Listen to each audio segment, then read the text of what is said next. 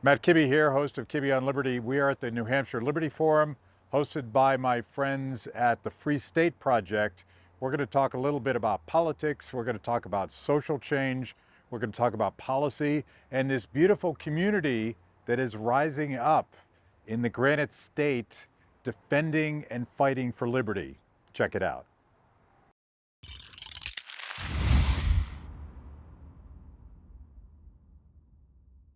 Derek, how's it going? It's going great.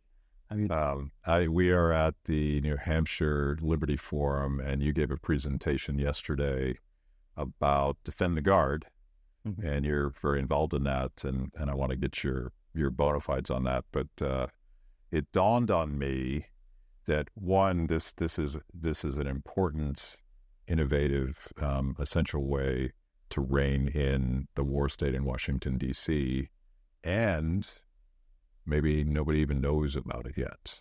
Like, I think there's, and Tulsi Gabbard said this morning when someone asked her about Defend the Guard. She's like, she's a veteran, and you're a veteran, but maybe even veterans or members of the National Guard don't even know what this cause is yet. So it made sense to do a show and learn about Defend the Guard. How did you get involved in this issue? So when I was in the New Hampshire Army National Guard, it was during the pandemic, and National Guard handled a lot of COVID response, so I kind of got a very good view of how government was operating during that time period. Were you deployed to keep people from leaving their homes? No. Okay. Yeah. In New Hampshire, the National Guard operated all the vaccine sites and the testing sites, and did a lot of like the distribution centers, trying to make sure people had enough, PPE or whatever. So we were operating the vaccine centers in Plymouth, New Hampshire, and then Laconia, New Hampshire. So a naive question, did that feel outside of your mission? Is that something you would have signed up for? I guess the National Guard would do disaster relief type efforts, and then sometimes they're deployed to go help out with hurricanes and stuff like that. So maybe not, but It seems weird to me. Well, we actually got asked that question a lot by people coming to get vaccines. And I always said, like, yes, this is exactly what I signed up for, was to protect people in New Hampshire. Whether or not I agreed it was actually protection, but I thought it was a legitimate mission for what the National Guard would be used for, compared to some other illegitimate missions that we've been given over the last 2 decades. And you're still a member of the National Guard? I am not. Okay. We got out in 2022. Okay. Yeah. So how did you find out about Defend the Guard? Yeah, so, just seeing how everything operated, in my eyes, in the wrong way during the whole COVID response, thought, my personal philosophy is I don't have a right to complain about anything unless I'm willing to do something about it. So I decided to get involved in politics and government. That's how I became familiar with the Free State Project. I was at PorcFest in 2021, I believe, and that's where I met Diego Rivera, who's our national field director for Bring Our Troops Home. And he was there with at the time, he was a state representative from Idaho, but now he's a state senator, Ben Adams, and then Eric Brakey was there too. And the four of us, we kind of did a panel on Defend the Guard, and, I kept in touch with Diego after that, and he asked me to kind of run things up here in New Hampshire, because it wasn't really going great at the time that Diego asked me to start taking over here. So before we get into what's going on, not just in New Hampshire, but some of these states you've already mentioned, tell us what is Defend the Guard and why is it important? Sure, yeah. Defend the Guard, simply put, would prevent the state's National Guard, whether Air Force or Army, from being deployed to overseas combat. Very emphasized, it's just combat, without a congressional declaration of war, which hasn't happened in 82 years, since 1942.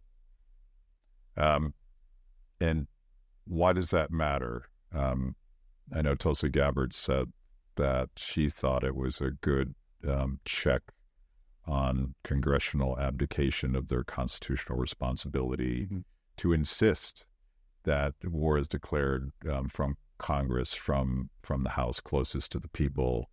That doesn't happen anymore. Is that why it matters? Yeah, that's definitely one of the reasons. Our founders all, there's plenty of quotes out there from our founding fathers. They created the Constitution the way that they did, and war powers in the way that they did, knowing that the executive being closest to war, right, the executive, the commander-in-chief, being closest to war is most prone to it. So they put the power to declare war in Congress, which is, the people, elected by the people. And that way, if the people weren't supportive of any conflict, that they could vote out and, end the war if they needed to. We haven't done that in a very long time, and you can kind of see the consequences of that.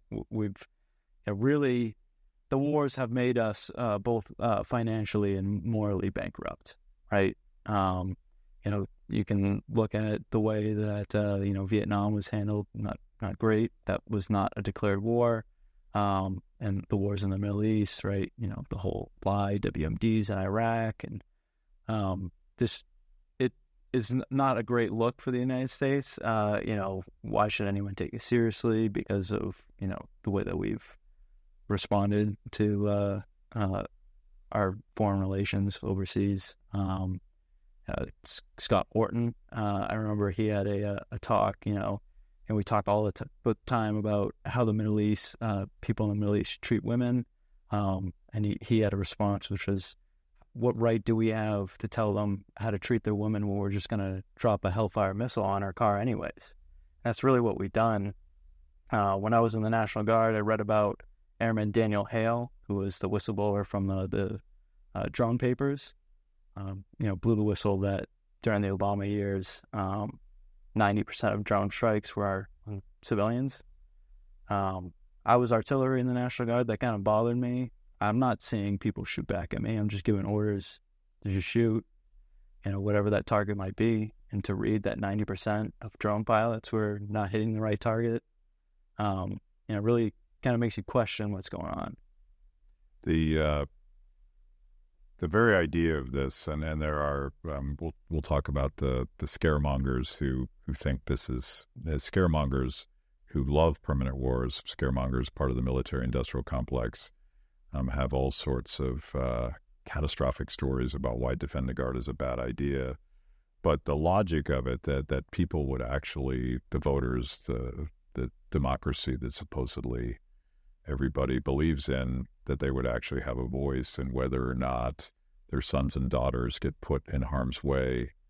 How would you say no to that? Because that is the American system, or at least that's what we're told. Right. That's what all the founders said. We have the rules. We're supposed to be a country of law, which is the Constitution, lays out how it's supposed to be done. A lot of the opposition to Defend the Guard, they like to say that, if you do this, then they'll just pull funding away from your National Guard units because they're not deployed overseas. The threat is to pull the plug on all of the largesse that comes from the military-industrial complex. Right. Yeah.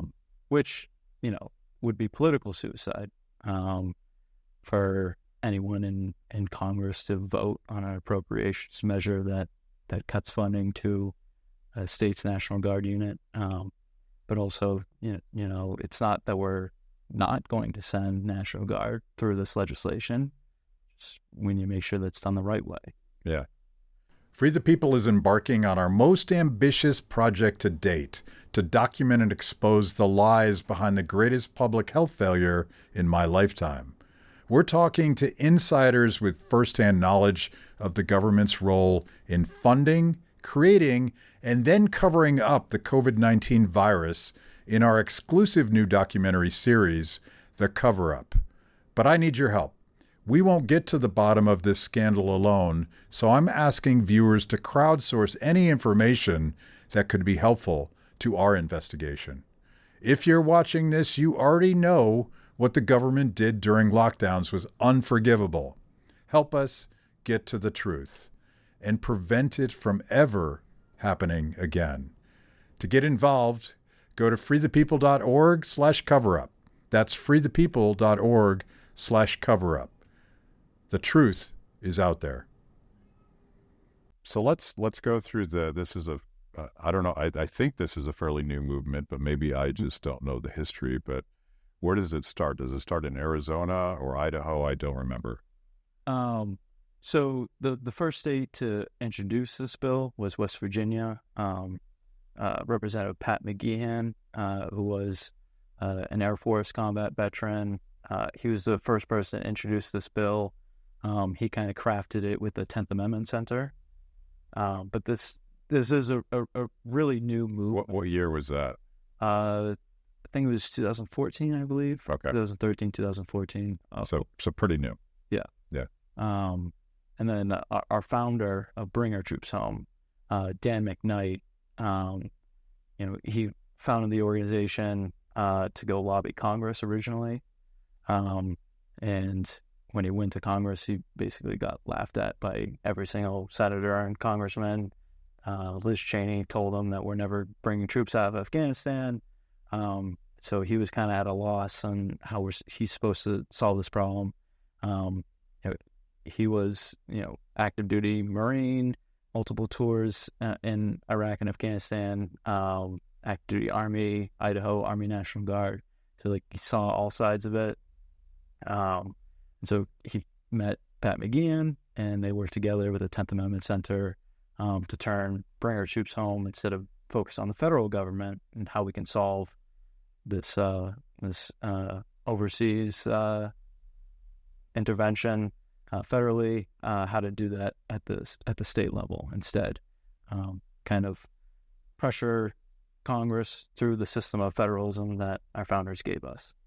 So you said something as a bit of an aside, because I want to get back to the legislative strategy, but there's a lot of veterans involved in Defend the Guard. And I remember going all the way back to 2008, so many veterans were supporting Ron Paul, and it sort of countered the official narrative that, Ron Paul was anti-troops. Ron Paul was against people that serve their country. But of course, the opposite is actually true, because they have seen what's really going on in combat. They have seen sort of the pointlessness and perhaps the counterproductive nature of the endless war in Afghanistan, for instance. So it makes a lot of sense to me, but it's important to point out this is a veteran. People with skin in the game want to fix this problem so that we don't needlessly create more veterans who either die or lives are ruined by that. Right. Exactly. Yeah. This isn't a movement of, hippies or anything like that. This is a lot of veterans coming together to finally solve the problem that we've had for over 20 years now. And it's definitely a lot of post 9/11 veterans, because they're the ones who've lived through it. But, we've had other veterans all across the board come to support us. Left, right, center, all around. It's actually been a pretty powerful movement, more powerful than any other movement that I've seen in a long time. I think it really does carry a lot of that momentum from the Ron Paul stuff.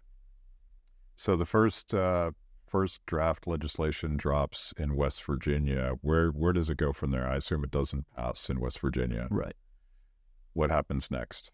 So for the since Pat McGeehan originally introduced it, since Bring Our Troops Home became an organization under Dan McKnight, and then Diego Rivera, who was a Young Americans for Liberty veteran. So, he was a military veteran, but he also worked for Young Americans for Liberty, so he had a lot of that grassroots experience. Them two, along with Hunter Durensis, who's their comms guy. So the three of them kind of come together. They led a strategy. They want to become a 50-state operation, right? And part of that process is finding volunteers, because it is really just three guys kind of working on this thing. Finding volunteers that want to, be champions, working within state houses all across the country, finding build champions, Right now, well, a couple of years ago, no state had passed it in any chamber. A couple of years ago, 2 years ago, we were in 30 states. This year, we're a 50-state operation introduced in 38 states. So, we've made a pretty significant push in, a little over 5 years. Is it Arizona where it passed the state Senate? Is that right? Yeah. So it's passed the state Senate in Arizona and in Idaho, and the state House in New Hampshire. And in Arizona, every single Republican state senator sponsored the bill. Not just voted for it, but sponsored it. So talk about the New Hampshire fight, because this is where you're intimately involved, and this just happened, right? It passed fairly recently. Yeah, in January. Yeah. Yep. And it was by one vote? 5 votes. 5 votes. Yep. Yeah. 5 votes, but not a partisan split. It was 187 to 182, with 22 Democrats voting for it and 26 Republicans voting against it. So how do you lose Republicans? I know they bring in the generals, right? Yes. Yeah. The Pentagon does send people, like in Arizona, they took some of those state senators out and out on the Black Hawk helicopters and showing them how nice the equipment was and saying, oh, but we need these overseas. We shouldn't be, questioning what's going on. We should kind of just roll with the status quo. The Pentagon does send people to intimidate, in my eyes, intimidation of the legislature. In New Hampshire, they didn't send a uniformed general, but they sent the deputy adjutant general. So, in National Guard, it was the head of the National Guard is called the adjutant general. So they sent the deputy tag to testify against it. Another aside, it's always pissed me off that government interests can lobby against anything that would rein in the power and money of said government interests. But that's a thing. Right. Apparently that's a thing. And you talked about this in your talk. This is a David versus Goliath thing. The military-industrial complex is a multi-trillion-dollar operation. Like, it's huge. And yours is a bottom-up, grassroots, bootstrap. We're going to raise $1,000 to run an internet ad kind of operation. Yep. Why would they be afraid of you guys? I think they're afraid because they know that this is our out. This is how we end their whole, basically, right, the whole foreign intervention, money laundering scheme with the military and the cash cow. Yeah. Yeah. And the way we're doing it is, the National Guard is about half of the manpower of what the United States has to project. And we're going to say, no, you can't play with that half of the manpower unless you do it the right way, which they wouldn't do because then they have to be accountable for their actions. Yeah, they'd have to be accountable. It's one of the wicked truths of war is that the people that start the wars are never the people that pay the price for the wars. And they don't, like, if we could just pick on Liz Cheney for just a second here, she will never bear a personal cost in terms of the body count of war. Mm-hmm. Right. I assume you love her, right? She's awesome. Yeah, she's the best. She's the best. Yeah. I'm so sad she's not in Congress anymore. So going back to Tulsi's comment, and I think, and she's not picking on Defend the Guard in particular, I don't suspect, because my experience doing politics and public policy and general education on issues is that most people don't know about most things because they're very busy raising their families, living their lives, working, and doing what people in America should be free to do. So they naturally don't know what's going on with Defend the Guard. And they might have also said, you know what, every time we send an ostensibly limited government anti-war candidate in my lifetime, Obama was anti-war until he got there. Bush was actually more of a realist than a neocon until he got there. And it goes on and on and on. Like, no matter who we send to Washington, somehow the military industrial blob just gets them. So maybe they're just like, I can't do anything. So the question is, how do we turn more people on to the doability of this project? Right. Well, I think right there is why we have so many passionate, motivated people working on the Defend the Guard project, is because, yeah, you're right. For the last 2 decades, it has been bang your head against the wall, like try, everything fails. The last attempt to repeal the 2001 AUMF got 10 votes in the Senate. You know, it's not happening. And this is a real opportunity to right the wrongs of the past and start doing things the right way. And it's realistic. You know, we can see the military industrial complex, the Department of Defense, they're flailing their arms around, trying to, you know, figure out how to stop it, and they really can't. You know, the state legislature, you know, being more accountable to the people than Congress, especially in a state like New Hampshire, where you only got to convince, like, you know, each state rep only represents about like 3,200 people, right? You only got to convince, you know, a little more than 1,000 people to vote for you. So it's, you know, really easy to keep the state legislatures on task and not get pulled away from the military industrial complex and their big money. And that's, you know, really inspired people. This is how we're going to do it. And, you know, when we passed it in the House, we actually got a clip from Fox and Friends. Pete Hegseth, he picked it up and he ran on Fox and Friends, and which is great to get the word out. You know, I'd love to get the word out to everyone. I think it is going to start becoming like an election issue that people run on. That will be a deciding factor for voters in a lot of different races.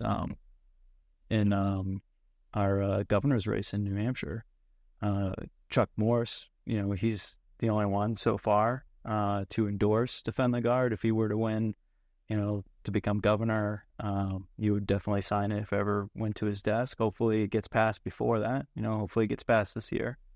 But, you know, he's endorsed it. And he's been a great supporter, too. He was the longest-serving Senate president in New Hampshire, so he's got a lot of friends who are still in the Senate. So he's been really, really helpful for bringing our troops home and the Defend the Guard project, which has been really cool. Does New Hampshire go first? That's what we're hoping for. The race is on. So Arizona and Idaho and New Hampshire, we all got one more chamber to pass it in. Idaho's House vote is looking like it's going to be next week. We haven't had a schedule for New Hampshire, for Arizona yet, when those are going to be up for a vote, but the race is on for sure. At Kibbe on Liberty, freedom is a lifestyle 24/7, something you live and breathe and wear every day. If that describes you, you need the very best Liberty swag in the market today, just like this shirt I happen to be wearing. Go to freethepeople.org/KOL and check out our exciting merch. You too can love Liberty and look cool. It's like the one thing that's interesting, and I've been talking to various free staters, the one thing that's interesting about the New Hampshire model is like they can censor us on social media, they can deplatform our candidates, they can do all sorts of things, but it's actually quite difficult to stop a genuine grassroots movement without showing your cards that you're actually anti-democracy, you're anti-people, you're anti-veteran. So it's a more robust model than other things that we're trying to do right now.